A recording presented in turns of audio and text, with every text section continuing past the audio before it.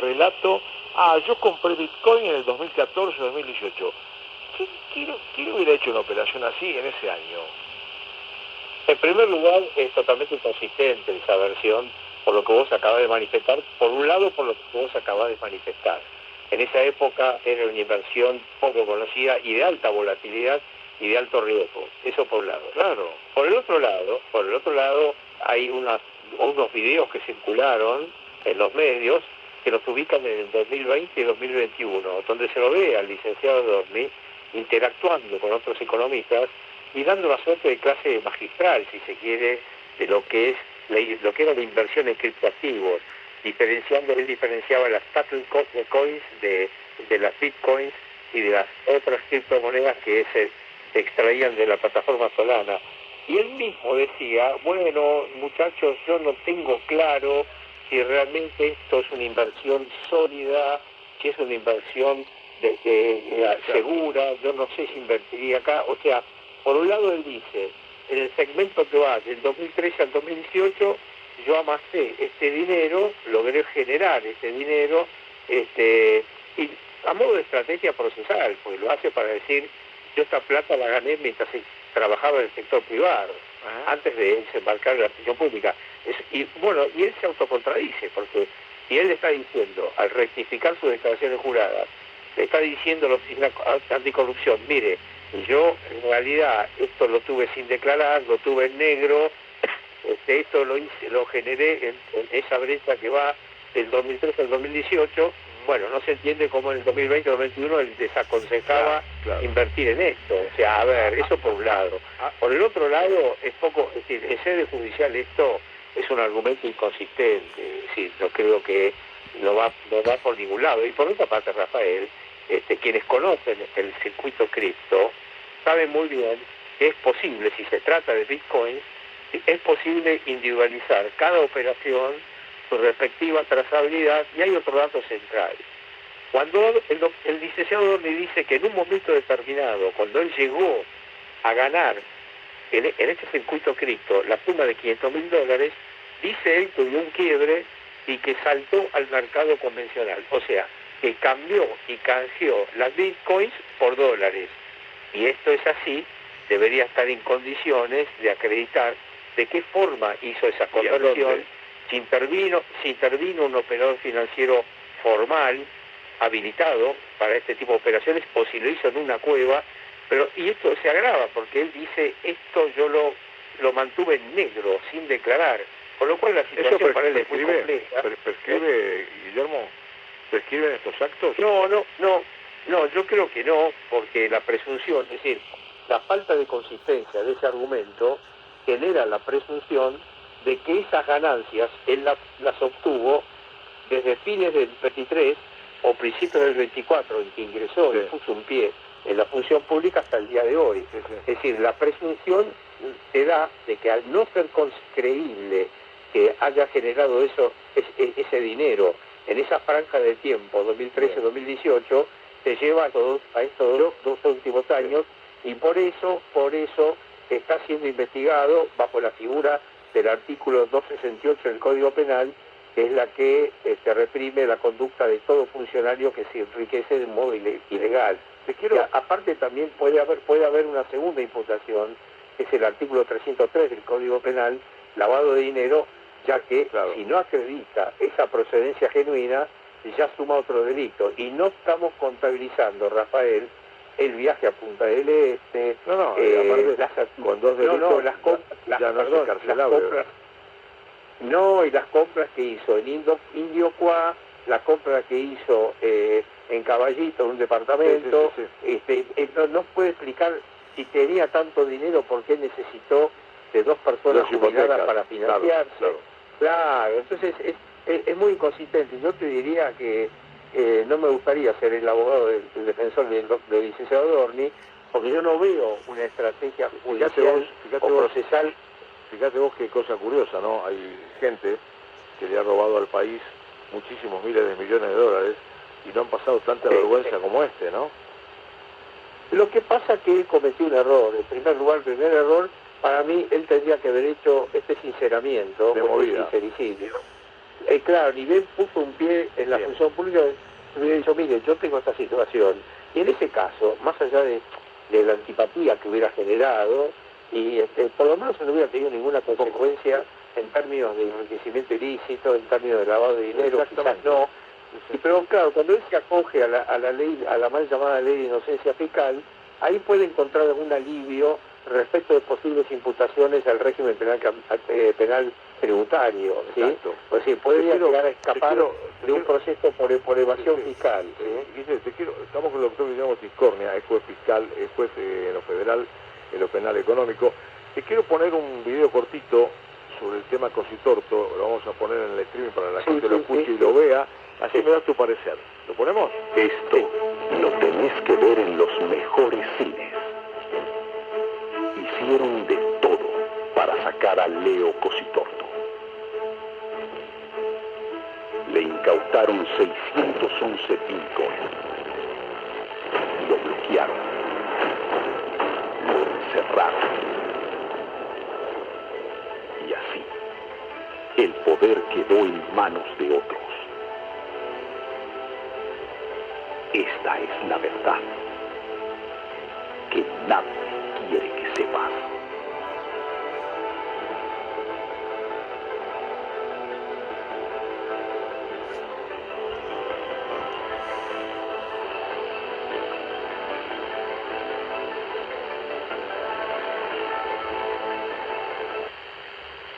Bueno, acá vemos además 50 meses detenido, y Adorni y Cositorto, lo estamos viendo, dos hombres, dos relatos que se miden con varas diferentes. ¿Por qué tanto miedo a que participe, no? ¿Por qué tanto miedo a Cositorto? Dame tu pensamiento íntimo y tu pensamiento realista. Bueno, hay una diferencia significativa y abismal entre la actividad empresarial del señor Cositorto, que es conocida y que es una multi-actividad. Ha hecho emprendimientos empresariales de todo tipo y color, que son comprobables. O sea, que el señor Cositorto tiene una actividad, una trayectoria más que conocida. No así el licenciado Adorni. Más que nada era un columnista en programas de radio, sobre todo un columnista en macroeconomía. Creo que compartió en una emisora con el doctor Nelson Castro algunos programas y él hacía evaluaciones. Claro, pero no se puede comparar, porque la actividad, la trayectoria del señor Cositorto es muy extensa y muy conocida, y es evidente que él no va a mentir cuando dice que efectivamente estuvo operando con Bitcoin o hizo inversiones acá, inversiones allá. Es decir, hay una diferencia significativa. Lo que sí es que Leo jamás mentiría. Una colega se ha presentado de forma directa ante la Corte para poner fin a esta situación de escándalo con estas imputaciones que se le hacen al señor Cositorto en múltiples jurisdicciones provinciales, cuando ya la Corte el 23 ¿Qué pasa? ¿Por qué pasa esto, Guillermo? Bueno, por esto es Argentina. Bueno, pues esto es Argentina, porque, a ver, vamos a dar la respuesta de por qué pasa esto. El 26 de febrero la Corte dijo, no, momentito, todo esto tiene que venir a Capital. Bueno, estamos en junio y todavía se estaba jugando un campeonato del mundo de fútbol, y esto debió haberse resuelto en menos de un mes. Esto pasa porque cuando al Poder Judicial le interesa que un expediente tramite a la velocidad de un Fórmula 1, bueno, ahí se acelera el trámite. Ahora, si no, los trámites que no le interesan al poder político van a la velocidad de una carreta medieval. ¿Entiendes? Entonces, ¿por qué el tema AFA, que estuvo todo vinculado a las denuncias vinculadas al señor Tobilino, al señor Tapia y todo eso demás, que tuvo un fuerte impacto mediático? ¿Por qué tuvo un rápido trámite inicial?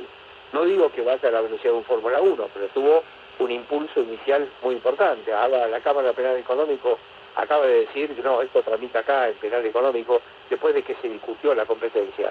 Ahora, el caso de la expresidenta Kirchner, en 42 días hábiles, escuchá lo que voy a decir, en 42 días hábiles la Corte dijo, tratamos el recurso de queja interpuesto por la defensa, por el doctor Veraldi, de la doctora Kirchner, vamos a tratarlo rápido para que la condena quede firme.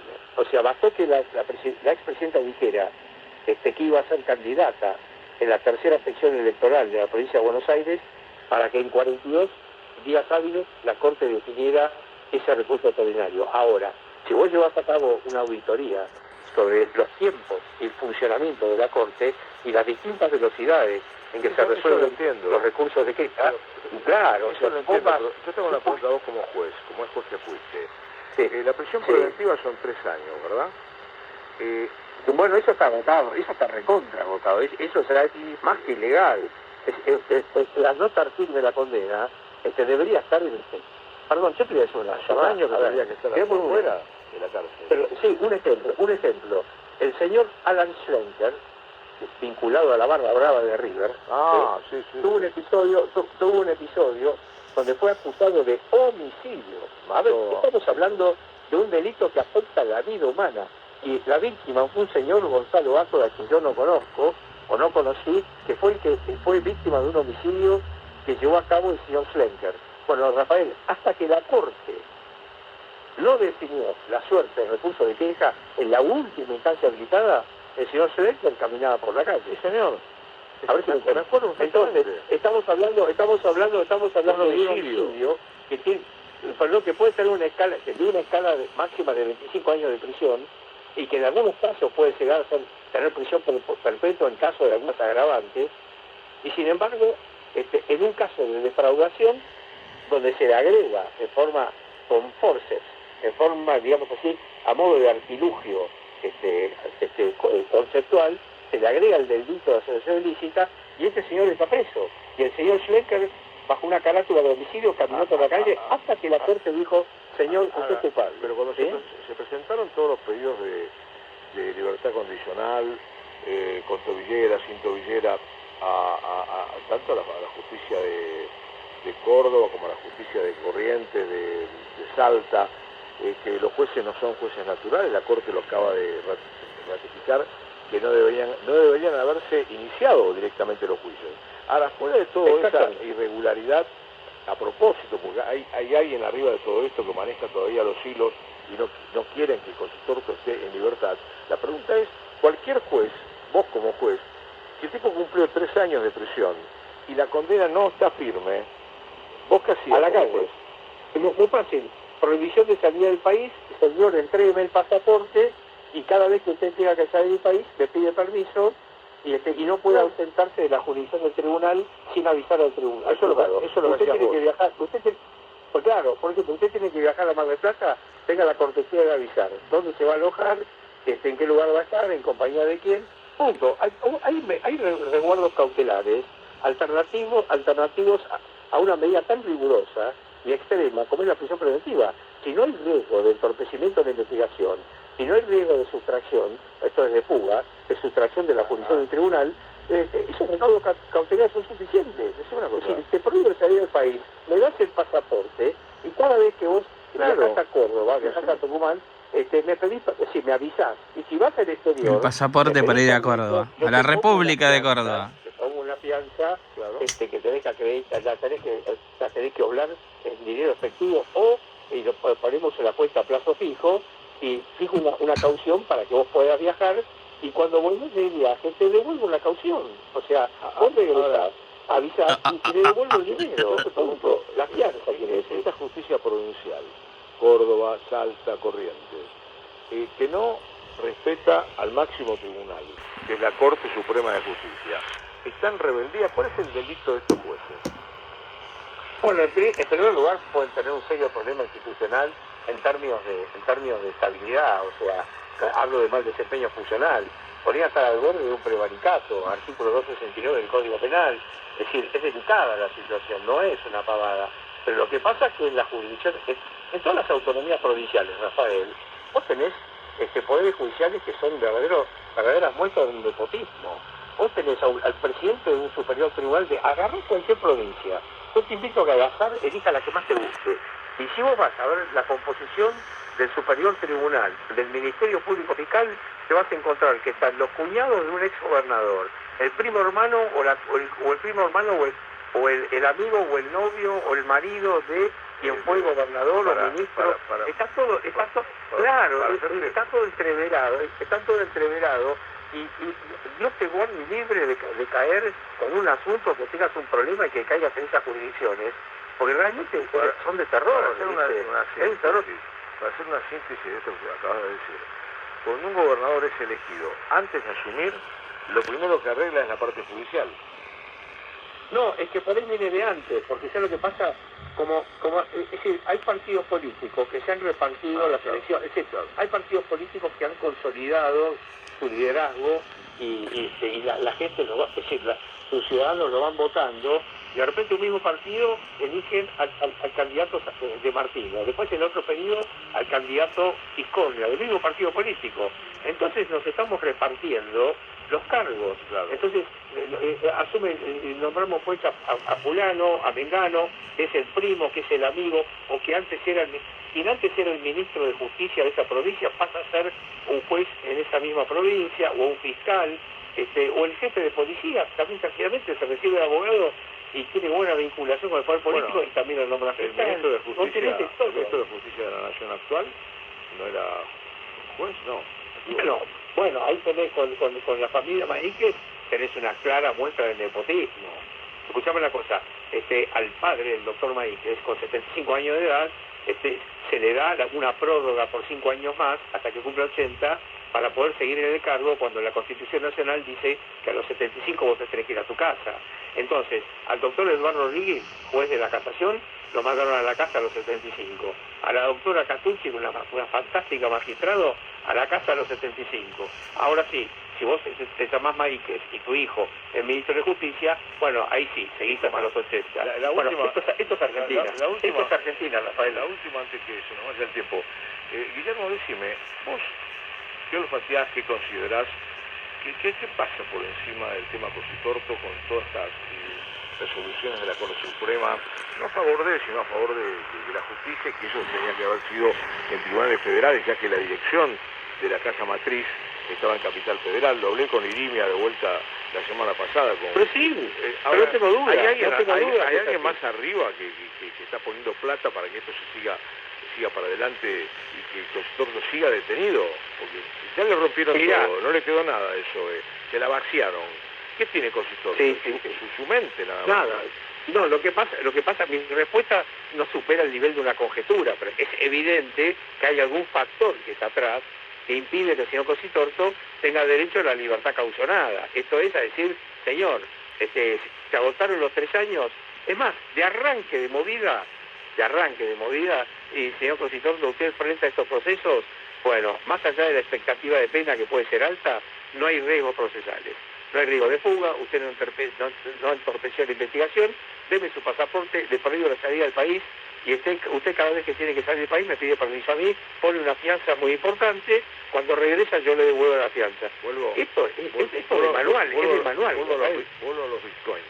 Vos presentaste los pendrive con la trazabilidad que demuestra de alguna manera que los no, de alguna no, de toda manera. Demuestra fehacientemente que la señora Rincón se quedó con los 611 bitcoins, están las 14 o 15 billeteras donde fueron cambiando y la trazabilidad da exacta. Ese tema, ¿en qué estado está y por qué tarda en...? Bueno, ahí está. Está durmiendo el sueño de los justos porque se está discutiendo si tiene que ir al juzgado criminal y correccional número 1, si tiene que ir a federal, si va acá, si va allá. Pero mientras tanto, la cuestión de fondo no se aborda. ¿Entendés? Yo creo que nadie se quiere meter en eso, porque cuando vean todo ese pendrive y toda la información que contiene, y bueno, más de uno va a tener un problema ahí, más de uno va a tener un problema con ese contenido. Es muy fuerte. Es muy revelador ese contenido. Es muy fuerte. Lo que está diciendo es muy fuerte, Si algún medio... No, fuerte no. Perdón, es un dato objetivo. Es decir, quien analiza toda la información que hay ahí, con todas las transacciones, con toda la trazabilidad, se va a dar cuenta que al señor Cositorto lo estafaron, que fue víctima de una defraudación, que no fue el estafador. Él no cometió ninguna defraudación, no cometió ningún delito, absolutamente ninguno. Es más, cayó en un momento de coyuntura, cayó en un estado transitorio y de liquidez, y no le permitieron honrar las deudas. O sea, la misma justicia provincial le impidió desinteresar a las supuestas víctimas. Habiendo aceptado las víctimas. No fue nada. Perdón, hay una diferencia conceptual, Rafael. El que estafa lleva a cabo un vaciamiento estructural de su propia cartera de negocios. En cambio, si hay una situación de coyuntura externa, de carácter económico, que a vos te coloca en un estado momentáneo de liquidez financiera, eso no es estafa. Eso es la imposibilidad de cumplir un contrato, una relación contractual, como consecuencia de una situación momentánea de coyuntura que a vos te impide honrar tus compromisos. Ahora, estafar es otra cosa. Estafar es deliberadamente vaciar tu cartera estructural de negocios o de activos para defraudar a los clientes. Que no es el caso del señor Cositorto, ¿entendés? No es el caso. Se nos fue la hora. La seguimos la semana que viene, ¿dale? Cómo no, y vemos lo del jueves. Eventualmente vemos lo del jueves. Dale, ¿sí? cómo no. Te mando un ¿Te abrazo. parece? Sí, señor. Un abrazo grande. Guillermo. Gracias. Chau, Gracias. chau. Gracias. El doctor Guillermo Ticornia, el juez federal en lo penal económico, aquí en Radio Paralel, en Cadena 1, en duplex con Radio Argentina de la provincia del Chaco, 91.3. Nos vamos, hasta mañana. Llega Luis Calixto con 100% fútbol. Hoy juega Argentina, no se olviden, ningún país sudamericano ganó, todos empataron y algunos que otros perdieron. Chau, hasta mañana.